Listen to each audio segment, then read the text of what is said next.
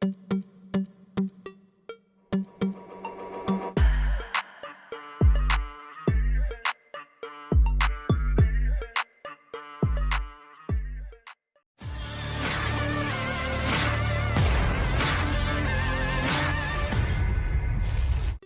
rekaman momen drone peledak Rusia menghantam gedung tinggi tempat tentara Ukraina bernaung dan bersembunyi. Gedung ini sebelumnya telah diintai oleh operator Rusia.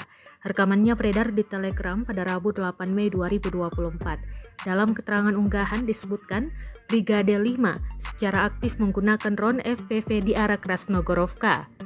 Selain cara klasik untuk menembak tentara Ukraina, tentara Brigade kelima Korps Angkatan Darat Rusia disebut secara aktif menggunakan drone tempur FPV. Drone ini melawan angkatan bersenjata Ukraina yang bersembunyi di gedung-gedung tinggi.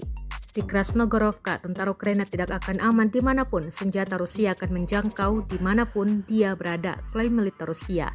Rekamannya pun menuai berbagai komentar dari warganet.